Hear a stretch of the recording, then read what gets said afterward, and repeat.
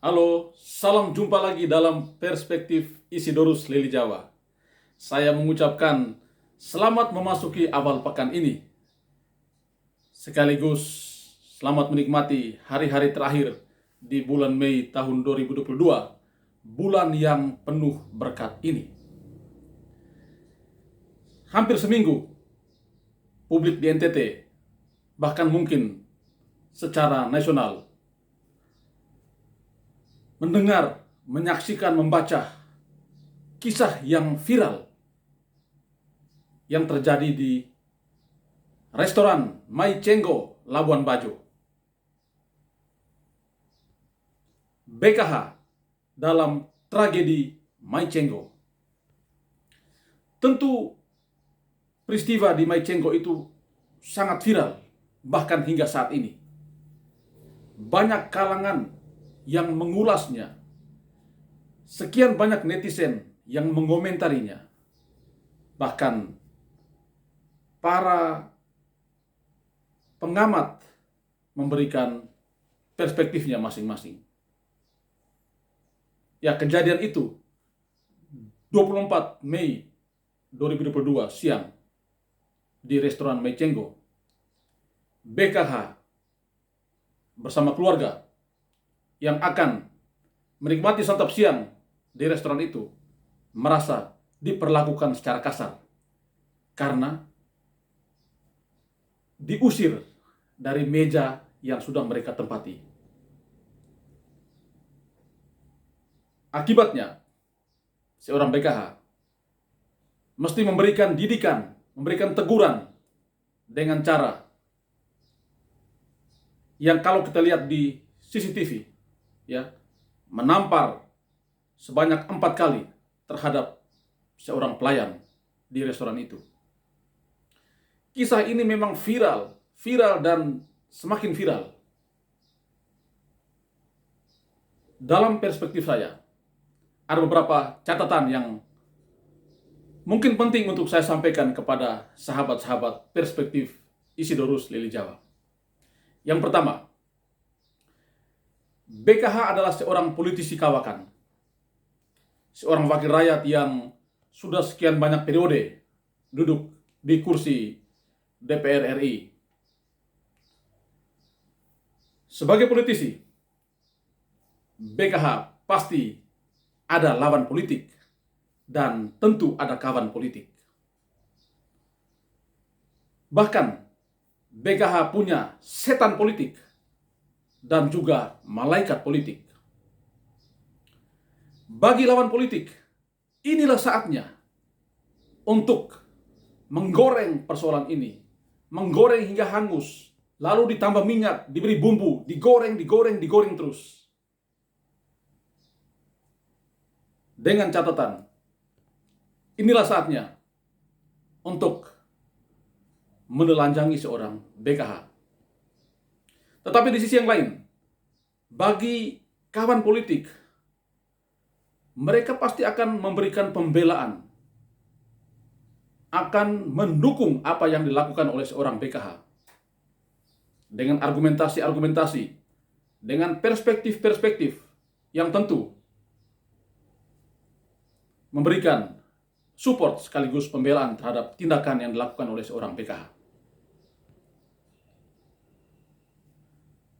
Politik itu baik. Yang tidak baik itu politisinya. Tetapi yang tidak baik juga adalah mempolitisir hal-hal yang semestinya tidak perlu dipolitisasi. Ya, saya melihat persoalan Mai Cenggo ini sudah terlalu jauh dipolitisasi. Viral karena terus digoreng. Akhirnya, kita seolah-olah melupakan persoalan lain yang penting juga untuk kita cermati sebagai anak-anak NTT, juga sebagai anak-anak bangsa ini. Sebagai politisi kawakan, seorang BKH pasti tahu apa yang akan beliau lakukan menghadapi gorengan-gorengan politik itu. Kita tentu akan menantikan seperti apa ending dari persoalan ini. Yang penting adalah kita mengambil pembelajaran dari kasus ini. Bagi saya dan mungkin Anda yang menjadi politisi, memang penting untuk menjaga hati, menjaga mulut, menjaga tangan, menjaga mata, menjaga kelakuan kita, menjaga sikap kita, agar kita tidak jatuh dalam persoalan-persoalan yang semacam ini. Kredibilitas kita kadang hancur berantakan, hanya karena kita tidak bisa mengendalikan emosi, tidak bisa menata kelakuan kita. Akhirnya, kita justru menjadi gorengan politik yang bisa digoreng-goreng, yang bisa dibully, yang tentu akan merugikan kita sendiri. Maka, sebagai politisi, kita belajar dari kasus ini. Jaga hati, jaga mulut, jaga sikap, jaga kelakuan, jaga integritas. Yang kedua, saya tentu tidak bersepakat dengan apapun yang namanya kekerasan. Dalam kasus Mecenggo, saya tidak bersepakat terhadap kekerasan, perlakuan kekerasan yang dialami oleh seorang BKH bersama keluarga. Tentu tidak elok kalau kita sudah duduk di tempat makan, tidak diberitahu bahwa itu sudah di-booking, setelah menanti lama, lalu tiba-tiba kita disuruh untuk pindah dari tempat itu. Tentu ini tata cara pelayanan yang tidak optimal, yang tidak ramah. Memang perlu dikoreksi. Tetapi saya juga tidak bisa menerima perlakuan seorang BKH terhadap pelayan di restoran Mecenggo. Dalam rekaman CCTV, menampar sebanyak 4 kali, itu tindakan kekerasan yang tidak dibenarkan. Memang sangat disayangkan, seorang BKH yang kritis, yang punya integritas, yang sangat disegani dalam jagat politik ini, akhirnya bisa jatuh dalam urusan-urusan semacam ini. Jatuh dalam persoalan tidak bisa mengelola emosi. Mungkin saat itu BKH terjebak dalam kata-kata yang mati gaya, maka tangan pun mengambil bagiannya. Dua unsur kekerasan ini oleh pihak restoran Mecenggo terhadap BHK dan juga oleh BHK terhadap pelayan itu tidak dibenarkan. Karena itu memang kita belajar untuk bagaimana dalam situasi apapun tetap mengedepankan sopan santun, tata krama. Harus bisa mengelola emosi. Mesti bisa menata hati kita. Walaupun panas, tetapi kita berusaha supaya bisa mengelola emosi itu sehingga tidak terjadi hal-hal yang tidak kita inginkan. Yang ketiga, saya membaca dari berbagai media. Kedua pihak ini sudah saling lapor. Pihak korban, pelayan di restoran Mecenggo, sudah melaporkan BKH ke Polres Manggarai Barat. Demikian juga keluarga BKH sudah melaporkan balik pelayan restoran Mecenggo ke aparat kepolisian. Terjadi aksi saling lapor. Dalam perspektif saya, sebenarnya tidak ada persoalan yang tidak bisa diselesaikan. Apalagi kita masih kuat memegang kearifan lokal kita. Maka mungkin bisa, karena kasusnya ini terjadi di restoran Mecenggo, saya pikir tidak menutup kemungkinan ada ruang untuk melakukan pendekatan restoratif justice.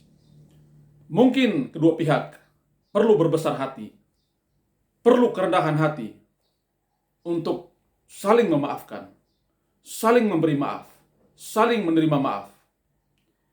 Bisa duduk bersama dengan pendekatan kearifan lokal Manggarai, Lonto Leok, mari kita omong bersama, kita saling memaafkan, supaya persoalan ini tidak berlarut-larut, dan supaya persoalan ini bisa diselesaikan secara kekeluargaan. Saya pikir selalu ada ruang untuk itu. Selanjutnya, apabila kedua pihak memang mati-matian untuk terus berproses di kepolisian, maka proses penegakan hukum itu haruslah equal for the law, sama untuk semua orang di hadapan hukum. Maka hukum itu harus tajam ke atas, tajam ke bawah, tajam ke kiri, tajam ke kanan. Jangan sampai hukum itu hanya tajam ke bawah, tapi tumpul ke atas. Ini yang akan kita ikuti, akan kita cermat. Karena ini akan menjadi pendidikan politik, pendidikan hukum bagi publik dari kasus Mei Cheng Ko ini. Yang terakhir,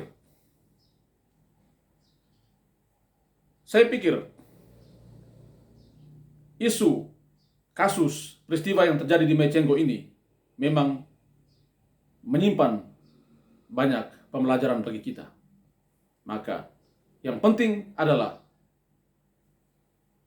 kita perlu menjaga hati, perlu menjaga kelakuan, perlu mengelola emosi, perlu menata sikap dan tingkah laku kita, agar integritas kita tidak runtuh, integritas kita tidak hilang hanya oleh tindakan-tindakan yang terjadi karena kita sulit mengontrol emosi, sulit mengontrol situasi yang kita hadapi.